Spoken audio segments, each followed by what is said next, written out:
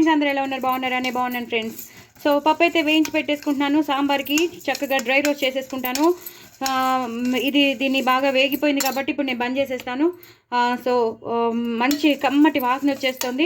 So బాగా దోరగా వేయించేసుకున్నాక దీన్ని నేను ఇప్పుడు కడిగేసేసి తగినన్ని నీళ్లు పోసేసుకుని వెజిటబుల్స్ వేసేస్తాను. వెజిటబుల్స్ అన్నీ వేసేసాక మీకు మళ్ళీ చూపిస్తాను. సో నేను అన్నీ వేసేసుకున్నానండి, ముక్కలన్నీ వేసేసుకున్నాను. నేను వేసినవి ఏంటంటే ఆనపకాయ ముక్కలు, క్యారెట్ ముక్కలు, అలాగే ఆనియన్గా వేసేసాను. సో దట్ ఆనియన్ సాంబార్ అనమాట. ఇంచుమించు కొంచెం ఒక 1 స్పూన్ కారం వేసాను, పసుపు వేసేసాను. పచ్చిమిరపకాయలు ఎక్కువ వేసుకున్నాను. ఒక 15 to 16 పచ్చిమిరపకాయలు వేసుకున్నాను. పెద్ద పెద్ద ముక్కలుగా కట్ చేసిన సొరకాయ ముక్కలు, అలాగే క్యారెట్ ముక్కలు, ఒక పెద్ద టమాటో వేసేసాను. ఉల్లిపాయలు మాత్రం యాస్టీస్గా వేసేసాను. ఒక 12 ఉల్లిపాయలు వేసేసాను యాస్టీస్గా, అంటే ఆనియన్లో తింటే బాగుంటుంది కదా, అలా అందుకనమాట. సో ఇవన్నీ వేసేసాను కాబట్టి నా దగ్గర ఉన్నవి ఇవే. సో మిగతా మీకు ఏమేమి కావాలో, మిగతా గుమ్మడికాయ ముక్కలు కానీ, ములక్కాడ కానీ, అవి ఏమేమైనా కావాల్సినవి మీరు వేసుకోవచ్చు. నేను చిలకడ దుంపలు కూడా వేసినాను, బట్ ఇందులో వేయను, ఎందుకంటే బాగా మ్యాష్ అయిపోతాయి. అవి బాగా తొందరగా ఉడికిపోతే మనకి ముక్కలా ఉండదు. సో నేను వాటిని సపరేట్గా ఉడకబెట్టి పెట్టేసుకున్నాను. అవి నేను ఇవన్నీ తీసేసి పోపు వేసేటప్పుడు మళ్ళీ ఇందులో కలుపుతానమాట. సో అప్పుడు ఏం అవ్వవు, కానీ ఒకసారి ఇందులో ప్రెషర్ ప్యాన్లో పెట్టేసి ఉడికించేస్తే మాత్రం చాలా మ్యాషప్ అయిపోతుంది. మొత్తం అంతా దగ్గరికి, అంటే బాగా మ్యాషప్ అయిపోతుంది అనమాట, ముక్కగా ఉండదన్నమాట. సో అందుకని ఇలాంటి గట్టిగా ఉన్నవన్నీ మనం వేసేయచ్చు. క్యారెట్ కానీ, ఉల్లిపాయలు కానీ, మన ఆనపకాయ కానీ అన్నీ వేసేసాను, పచ్చిమిరకాయలు వేసాను. సో ఇప్పుడు నేను కుక్కర్ మూత పెట్టేసుకుంటాను. మూత పెట్టేసుకున్నాక పోపు వేసేటప్పుడు మీకు అన్నీ చూపిస్తాను. చింతపండు రసం తీసి పెట్టేసుకున్నానండి. ఇందులోనే కొంచెం 2 స్పూన్స్ బెల్లం వేసేసాను. పెద్ద స్పూన్తో 2 స్పూన్స్ బెల్లం వేస్తాను నేను ఎప్పుడు, తీగా ఉంటేనే బాగుంటుంది. సో నేను బెల్లం వేసేసాను. ఇలా రసం తీసి పెట్టేసుకున్నాను. సో రసం తీసి పెట్టేసుకున్నాను కాబట్టి ఇప్పుడు నెక్స్ట్ ప్రొసీజర్ మీకు చూపిస్తాను. పోపు వేసేటప్పుడు మొత్తం ఆ కూరల్లో ఎప్పుడైతే ఆ సాంబార్ ఓపెన్ చేస్తానో నేను ప్రెషర్ ప్యాన్లోంచి ఓపెన్ చేసిన దాంట్లో పప్పుని బాగా మ్యాష్ చేసేసి ముక్కలతో పాటే మ్యాష్ చేసేస్తాను. మ్యాష్ చేసేసి అప్పుడు ఈ చింతపండు నీళ్ళు వేసేసి అప్పుడు పోపు పెట్టేసుకుందాం. ఓకేనా? నెక్స్ట్ ప్రొసీజర్ చూపిస్తాను.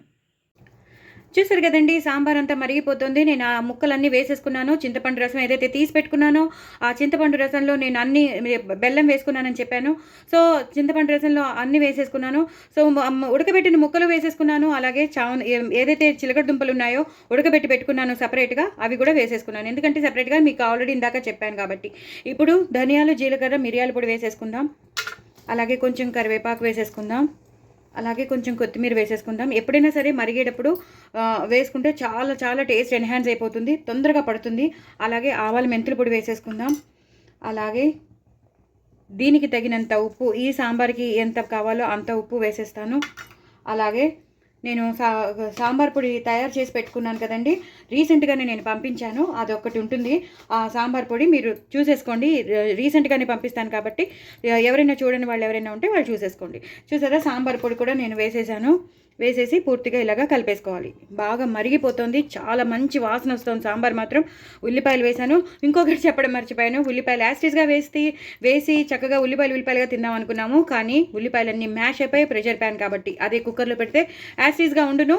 ప్రెషర్ ప్యాన్లో పెట్టేసరికి బాగా మ్యాష్ అయిపోయి నో ప్రాబ్లం అండి. ఆ ఉల్లిపాయ ఫ్లేవర్ అంతా, ఆనియన్ ఫ్లేవర్ అంతా సాంబార్కి పట్టేసింది. ఉడుకుతున్నప్పుడే మంచి వాసన వచ్చేసింది. ఇప్పుడు ఇంకా చెప్పలేను, అంత మంచి వాసన వస్తుంది. సో వేయవలసినవన్నీ వేసేసాను. ఆవాల మెంతుల పొడి కానీ, సాంబార్ పొడి కానీ, అన్ని జీలకర్ర, ధనియాల పొడి, మిరియాల పొడి కానీ అన్నీ వేసేసాను. కొత్తిమీర, కరివేపాకుతో సహా అన్నీ వేసేసాను. ఉప్పుతో సహా అన్నీ వేసేసాను. ఇప్పుడు నేను పోపు పెట్టేసుకుంటానండి. పోపు రెడీగా పెట్టేసుకున్నాను. ఆవాలు, జీలకర్ర, ఎండుమిరపకాయలు, ఇంగు వేసేసుకుందాం. ఇంగు లేకపోతే అస్సలు బాగోదు. ఇంగు వేసుకోండి సాంబార్లో కానీ, పప్పుల్లో కానీ, చారుల్లో కానీ ఇంగు లేకపోతే అస్సలు బాగోదు. నేను చాలాసార్లు చెప్పాను, సాంబార్ చేసినా పప్పు చేసినా ఇలా నేను కారం వేస్తానని. కారం వేసేసుకున్నాను. ఇది ఒక్కసారి వేగాలి. ఎప్పుడైతే మనకి ఆవాలు, జీలకర్ర, ఎండుమిరపకాయలు, ఈ ఇంగువ, ఇది కారం ఇందులో వేగిపోతుందో చాలా మంచి ఫ్లేవర్ వస్తుంది. సూపర్బ్, చాలా టేస్టీగా ఉంటుందండి. సాంబార్ మాత్రం అద్రిపోతుంది. సూపర్బ్ అంటే సూపర్బ్, ఎక్స్ట్రాడినరీ సూపర్బ్. ఇంకా నేను చెప్పలేను, ఈ సాంబార్ అంత బాగుంటుంది. సో ఇలా వేగిపోయిందండి. ఒక నిమిషం అండి, స్టవ్ ఆగిపోయింది, నేను మళ్ళీ వెలిగించి చూపిస్తాను. చూసారు కదండి, బాగా పోపు వేగిపోతుంది. ఆవాలు, జీలకర్ర, ఎండుమిరపకాయలు కానీ, మనం వేసిన ఇంగు కానీ బాగా వేగిపోతుంది. ఇలా ఒక్కసారి వేగిపోయాక ఎండుకారం కూడా వేసామేమో. సూపర్బ్. ఎక్స్ట్రా ఎక్కువ వేసుకోవాలండి. ఎంత ఇంగు వేసుకుంటే అంత బాగుంటుంది. ఇప్పుడు నేను దీన్ని నెమ్మదిగా ట్రాన్స్ఫర్ చేసేస్తాను.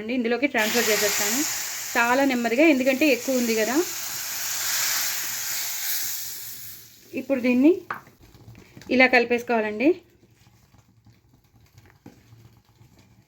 ఇలా కలిపేసుకుంటే సూపర్గా ఉంటుంది సాంబార్. ఇప్పుడు లాస్ట్లో మాత్రం ఒక్కసారి సాంబార్ పౌడర్ ఇందాక వేసాం, కానీ ఇప్పుడు ఇంకొకసారి లాస్ట్లో వేసేసామనుకోండి అదిరిపోతుంది సాంబార్. లాస్ట్లో ఒక్కసారి వేసుకోండి, ఇదే టిప్.